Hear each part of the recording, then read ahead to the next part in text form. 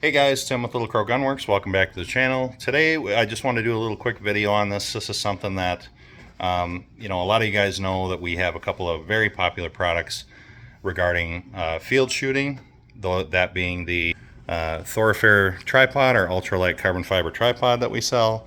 And then we also have a retrofit kit for the Bog Death Grip tripod that allows you to retrofit it with a ball mount.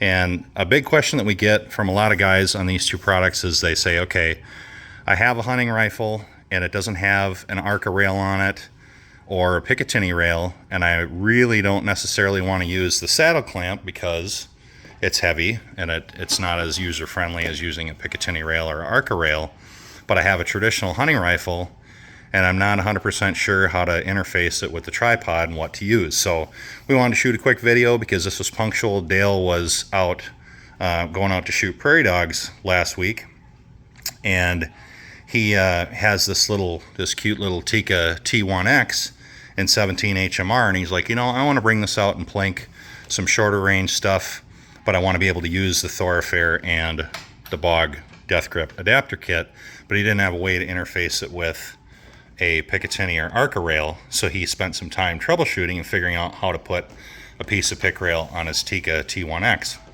and subsequently found out that you can retrofit this part onto the T3X or Savage stocks, a lot of the common molded polymer stocks that come on factory rifles nowadays. So we just wanted to share this with you guys and see if it's something that we can help you guys out with. We thought Dale put the work in last week of figuring out how to retrofit this, and we thought, well, heck, we can share this information with guys and show you a quick and easy way to attach a Picatinny rail to your factory stock.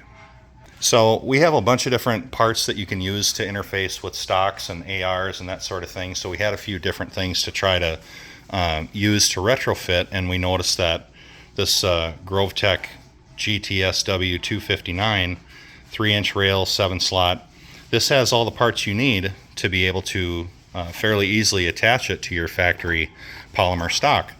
So what we ended up doing with this T1X, and what's going to be very similar with the T3X, is these stocks come with threaded bosses in them that are 1032.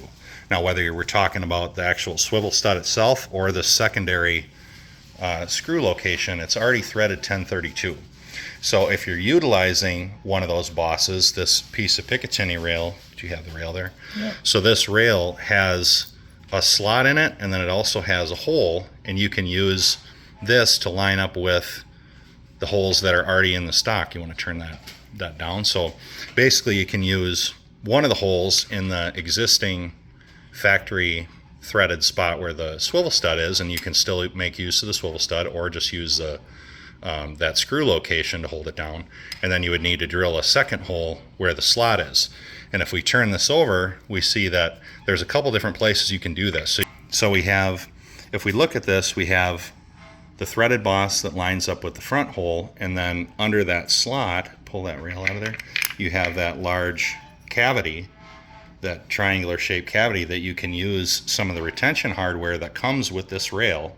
So there's like a couple different rectangular retention plates that are threaded, and in order to fit it at the back of the stock here, we need to bevel the corners on that plate to fit that in there, and you want the flat part of that plate up against the flat part of the stock to help keep it from twisting and rotating.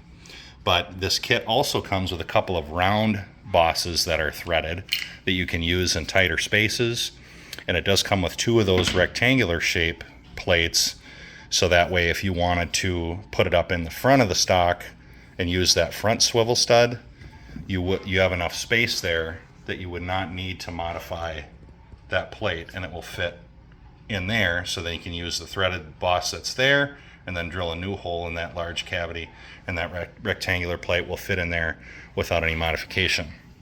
We also noticed that we have a Savage stock here too that has adequate spacing to either fit those plates after they've been modified, or the threaded boss in there, and you can also make use of the original threaded hole for the swivel stud and get that mounted in there that way. So a lot of these stocks are have a center rib down the middle of them to stiffen them up. Well, the Tikka and the Savage have a grid. What would you call it?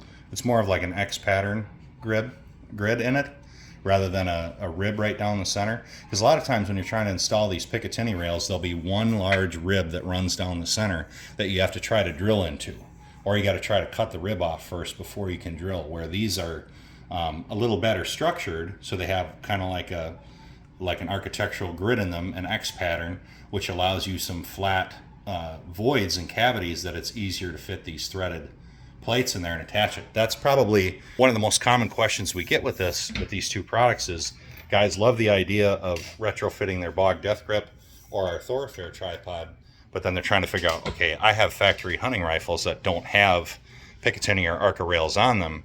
How can I get them attached? And this is something that was punctual. Dale had to try to troubleshoot this last week to get his little 17 HMR mounted on our Thoroughfare so he could go out and shoot prairie dogs with it. So we thought, hey, we can this is something we can share with you guys and show an easy way for you to, if you're a do-it-yourselfer and you're at all handy, this is something you can do at home if you just have a drill, and then you do away with the saddle. Right, then you can do away with the saddle mount and not have an extra 2 pounds that you got to carry around. You can just interface it easily with and it stays put. The clamp head unit, right, and it stays put. It doesn't slide. So we feel like this is the best way if you're going to be shooting repeatedly.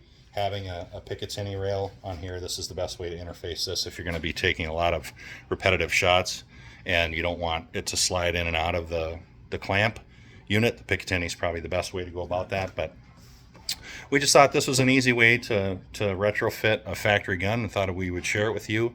This part is something that we do sell on our website, so if you're interested in that, you should be able to pick it up on our website. So the dual clamp, that came out with the 2.0 version of the Right. GA and the Thoroughfare. Well, now that the clamp is better because it stays put under recoil for multiple shots and that type of thing. But it also, with the dual clamp, there's a lot of guns that are really difficult to put an Arca plate on. Right. So, and it ruins the handling of them too. So if you can put a pick rail on. Right. An Arca plate's a lot wider than a Picatinny rail, so the smaller footprint of the Picatinny rail is more user-friendly in a lot of different applications. And what separates our ball mount adapter kit from other companies is that the head that we have on it allows Picatinny or Arca, both. So you're not stuck with one or the other, and having the Picatinny key way in on this crossbar eliminates it from allowing the rifle to slide back and forth if you have something that has a little bit more recoil or if you're taking a lot of repetitive shots. Yeah. And it still works perfectly fine with the Death Grip saddle. Right. You're not changing it to the point where it's not going to work with the saddle anymore. Right. It'll still work with both, but we just want to show you that video on how to quickly and easily install Picatinny rail on your rifle. So we know there's a ton of factory rifles out there, Tikkas especially. We noticed that it worked great with the T1X and also the T3X, but if this is something you're interested in, obviously we sell the part on our website.